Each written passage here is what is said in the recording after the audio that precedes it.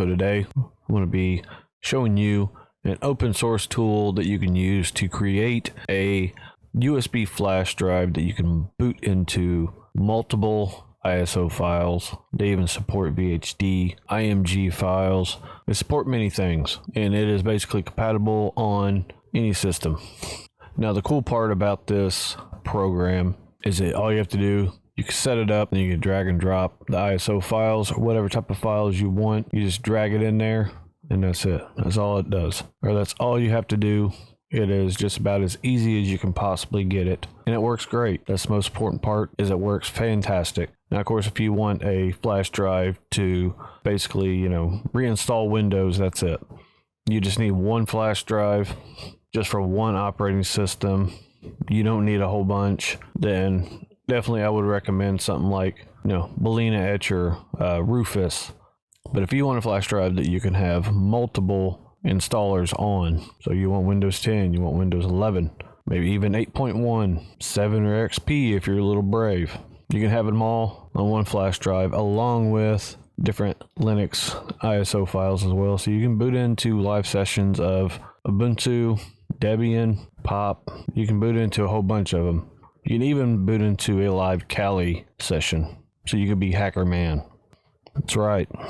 Now, of course, recommendations, they want at least a 16 gig flash drive, which 16 gig will probably work if you're just going to have like maybe one Windows and then a few Linux files on there.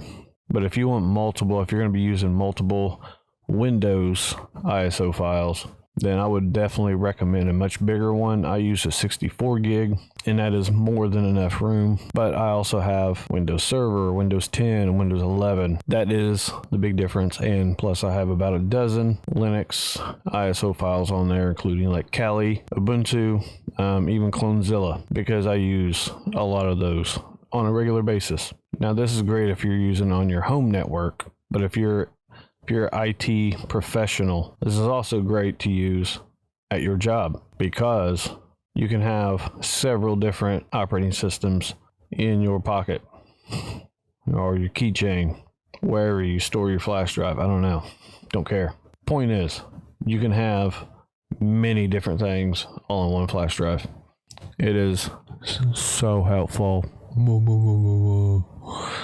So, let's get this thing installed. I got my flash drive set up. Now, of course, I just formatted this flash drive. It will format for you when you run the installer. So, not a necessary step. It's just something I do. Now, of course, this is their GitHub page. This is actually where you pull the installer for Ventoy. They have a live CD session, which I don't think I've used. So, you want to pick accordingly whatever you need. And it also has a source code. If you want to use the source code and you know what you're doing, you can maybe play around with it, modify a little bit if you need to, whatever. Pull the one you need. Now, since I was doing this on Windows, I pulled the Windows one. Then, of course, you're going to have this file. You extract it either using the built-in Windows extractor or 7-zip is much better, but both will work just fine. You're just extracting the zip file. It's not too hard, not too deep. So once you extract that, you'll have a folder. Within that folder, you will see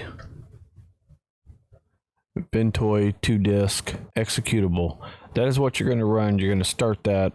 I don't believe you have to be elevated. So you can probably just run open and go with it, or run as an admin, whichever way you work, don't matter. So when you run this installer, you're going to see this little pop-up, this little window, and it's going to show you the flash drive.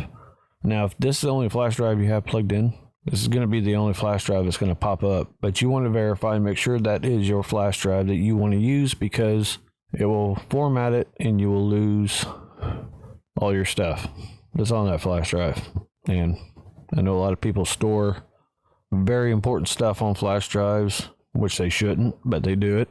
Just make sure and stop doing that. And then once you have verified and chosen your flash drive, then basically you just hit start. You install it. Now, Ventoy is going to make 2 partitions on your flash drive. The first partition is going to be a smaller one. That's where Ventoy is going to be. That is where the program itself is going to reside. And of course, it's going to be at the front of the flash drive. So you can boot into Ventoy.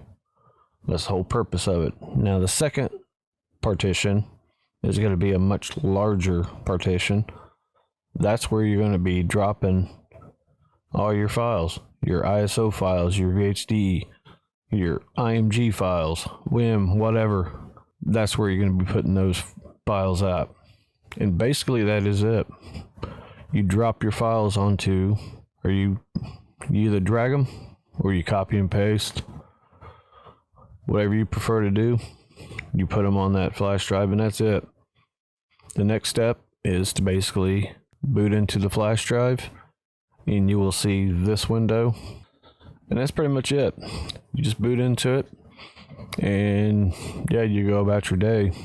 Nothing too crazy. I just want to do a short little video showing off this amazing tool, which, by the way, I thought I was ahead of the curve on this program.